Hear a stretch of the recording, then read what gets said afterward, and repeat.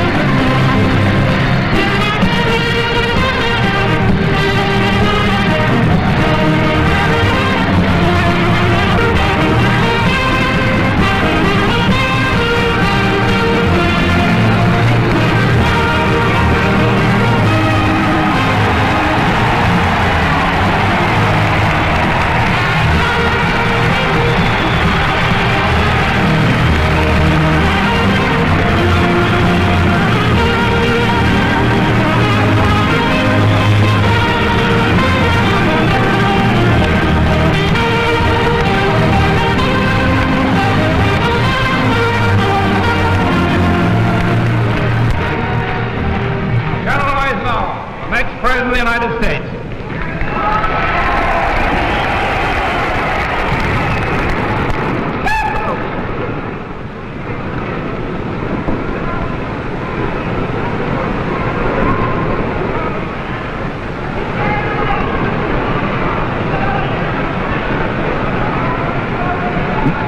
Mr. Chairman, my fellow Republicans,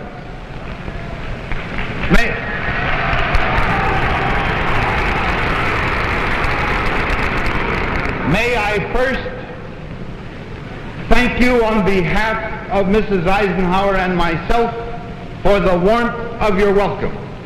For us both, this is our first entry into a political convention, and it is a most heartwarming one. Thank you very much.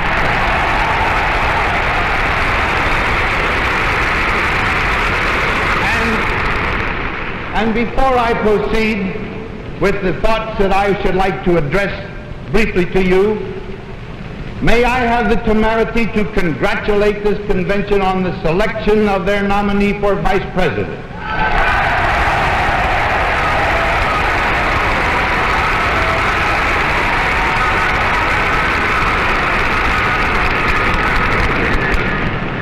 A man who has shown statesmanlike qualities in many ways, but as a special talent, an ability to ferret out any kind of subversive influence wherever it may be found, and the strength and persistence to get rid of it.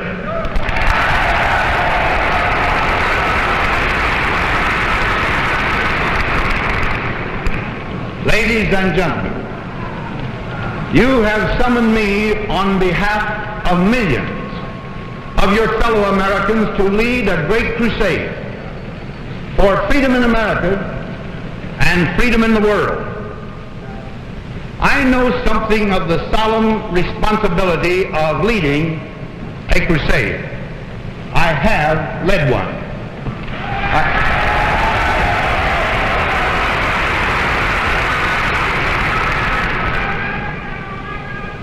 I take up this task, therefore, in a spirit of deep obligation, mindful of its burdens and of its decisive importance. I accept your summons. I will lead this crusade.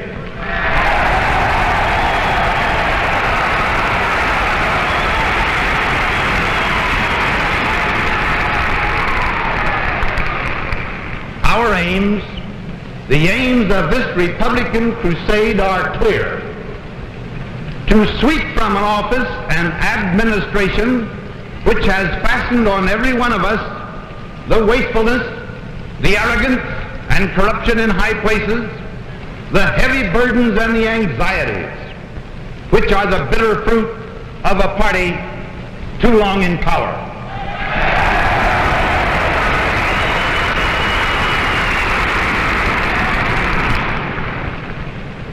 Much more than this, it is our aim to give to our country a program of progressive policies drawn from our finest Republican traditions, to unite us wherever we have been divided, to strengthen freedom wherever among any group it has been weakened, to build a sure foundation for sound prosperity for all here at home and for a just and sure peace throughout the world.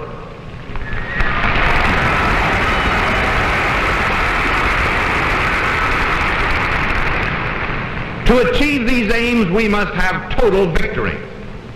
We must have more Republicans in our state and local offices, more Republican governments in our states.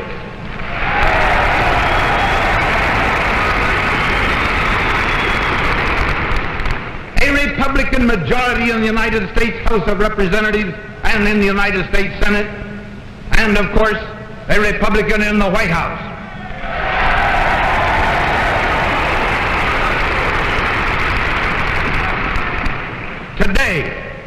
Today is the first day of this great battle.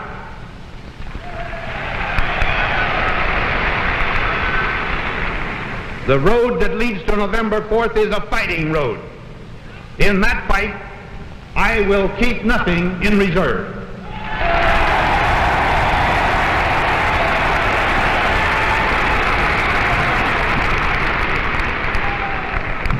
Before this, I have stood on the eve of battle.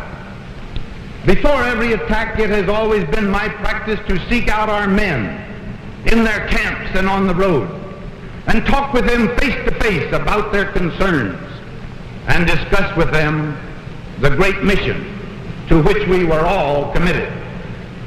In this battle, to which all of us are now committed, it will be my practice to meet and talk with Americans face to face in every section, every corner, every nook and cranny of this land.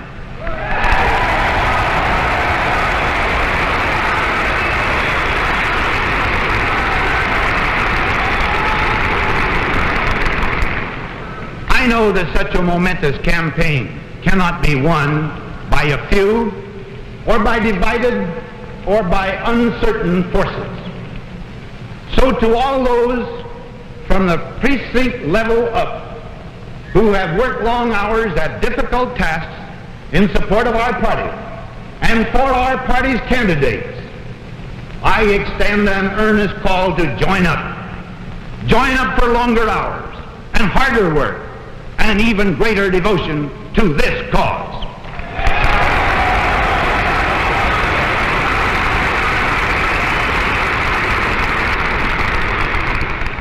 I call on you to bring into this effort your neighbors next door and across the street. This is not a job for any one of us or for just a few of us. It will take the best of all of us.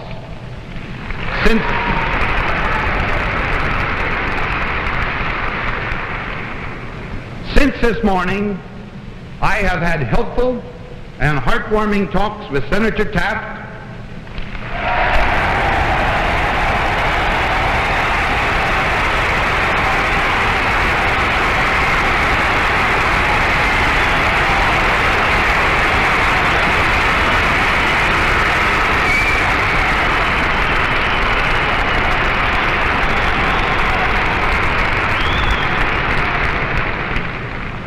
Governor Warren,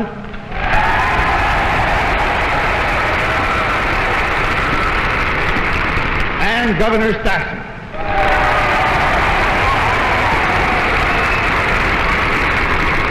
I wanted them to know as I want you now to know that in the hard fight ahead, we will work intimately together to promote the principles and aims of our party.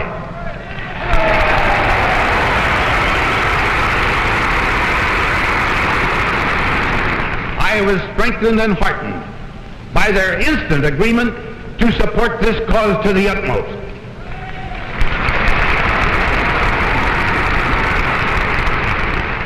Their cooperation means that the Republican Party will unitedly move forward to a sweeping victory.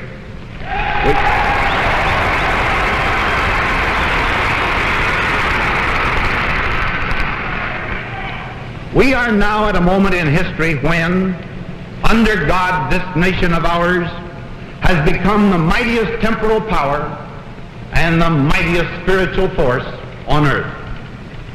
The destiny of mankind, the making of a world that will be fit for our children to live in, hangs in the balance on what we say and what we accomplish in these months ahead. We must use our power wisely for the good of all our people. If we do this, we will open a road into the future on which today's Americans, young and old, and the generations that come after them, can go forward to a life in which there will be far greater abundance of material, cultural, and spiritual rewards than our forefathers or we ever dreamed of.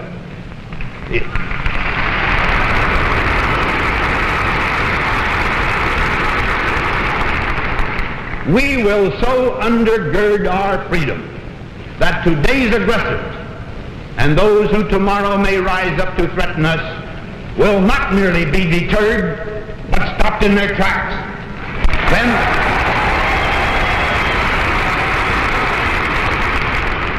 Then we will at last be on the road to real peace.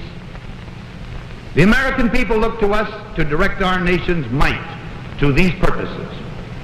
As we launch this crusade, we call to go forward with us the youth of America.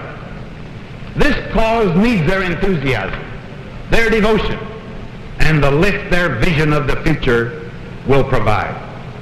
We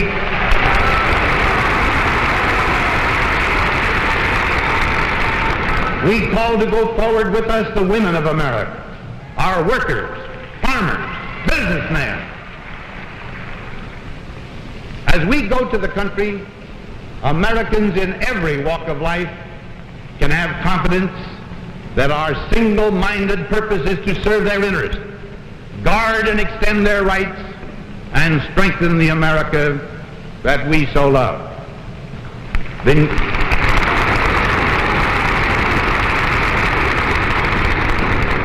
The noble service to which we Republicans summon all Americans is not only for one campaign or for one election. Our summons is to a lifetime enrollment, and our party shall always remain committed to a more secure, a brighter, and an even better future for all our people.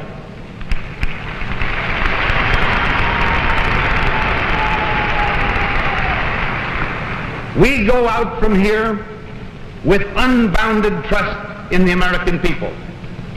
We go out from here to merit their unbounded trust in us. Wherever I am, I will end each day of this coming campaign thinking of millions of American homes, large and small, of fathers and mothers working and sacrificing to make sure that their children are well cared for, free from fear, full of good hope for the future, proud citizens of a country that will stand among the nations as the leader of a peaceful and prosperous world.